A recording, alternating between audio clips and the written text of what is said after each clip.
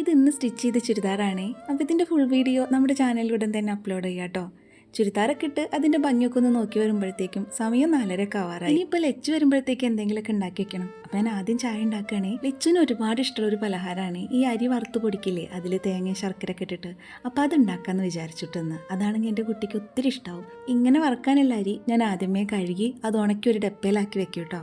പിന്നെ ആവശ്യം നേരത്ത് അതെടുത്ത് വറുത്താൽ മതിയല്ലോ. അപ്പോൾ ദേ അരിയൊക്കെ വറുത്ത് പൊടിച്ച് വെക്കുമ്പോഴത്തേക്കും ലച്ചു വന്ന ഉടനെ തന്നെ കയ്യും കാലും കഴുകിയിട്ട് അവൾ ചായ കുടിക്കാൻ വേണ്ടിയിട്ടിരുന്നു. ചില സമയത്ത് കുളി കഴിഞ്ഞിട്ട് വന്നിട്ടാണ് കേട്ടോ ചായ കുടിക്കുക. അതൊക്കെ അന്നത്തെ വിശപ്പിൻ്റെ അടിസ്ഥാനത്തിലായിരിക്കും വന്നിട്ട് കുളിക്കണോ കുറച്ച് കഴിഞ്ഞിട്ട് കുളിക്കണോ എന്നൊക്കെ തീരുമാനിക്കൽ. ഈ ഒരു ചായ സമയത്താണ് ഞങ്ങളുടെ സ്കൂൾ വിശേഷങ്ങൾ മുഴുവൻ പറയൽ. ഏതൊക്കെ ടീച്ചേഴ്സ് നിന്ന് ക്ലാസ്സിലേക്ക് വന്നു, ഏതൊക്കെ സബ്ജക്റ്റ് എടുത്തു, ഫ്രണ്ട്സൊക്കെ വന്നിട്ടുണ്ടായിരുന്നു, അവരൊക്കെ എന്ത് പറഞ്ഞു, എന്തൊക്കെയാണ് അവരുടെ വിശേഷങ്ങൾ, അങ്ങനെ സകലമാന വിശേഷങ്ങളും ഞാൻ ചോദിച്ചറിയും. രാവിലെ 8:45 വീട്ടിൽ നിന്ന് ഇറങ്ങിയിട്ടുണ്ടെങ്കിൽ വൈകിട്ട് 5 മണിക്കല്ലേ അവർ വീട്ടിലേക്ക് കയറി വരുന്നത്. അപ്പോൾ അവർക്ക് നമ്മളോട് ഒരുപാട് വിശേഷങ്ങൾ പറയാണ്ടായിരിക്കും.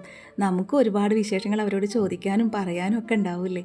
ഈ ചുരിദാർ ലച്ചു കാണാത്തതുകൊണ്ട് തന്നെ 100 ചോദ്യങ്ങൾ അവൾക്ക് എന്നോടും ചോദിക്കാനുണ്ടായിരുന്നു. ഇത് പുതിയതാണോ, ഇത് എന്നാ അടുത്തേ, അമ്മ എവിടേക്കെങ്കിലും പോയിരുന്നോ എന്നൊക്കെ. അല്ലെങ്കിലും നമ്മൾ അമ്മമാർ ഈ വീട്ടിലൊരു നല്ല ഡ്രസ്സ് ഇട്ട് ഒന്ന് അണിഞ്ഞൊരുങ്ങി ഇരുന്നിട്ടുണ്ടെങ്കിൽ അപ്പം മക്കളൊരു ചോദ്യമുണ്ട്, അമ്മ എങ്ങടേലും പോയിരുന്നു എന്നുള്ളത്. മക്കളിനെ പറഞ്ഞിട്ടും കാര്യമില്ല, നമ്മൾ ഒട്ടുമിക്ക വീട്ടമ്മമാരുടെ ഒരു സ്വഭാവമാണത്. വീട്ടിലിരിക്കല്ലേ, എവിടേക്കും പോകാനില്ലല്ലോ എന്ന് കരുതിയിട്ട് എന്തെങ്കിലുമൊക്കെ ഡ്രസ്സ് ഇട്ടിട്ട് ഒന്നൊരു പൊട്ടുപോലും തൊടാതൊക്കെ വീട്ടിലിരിക്കും.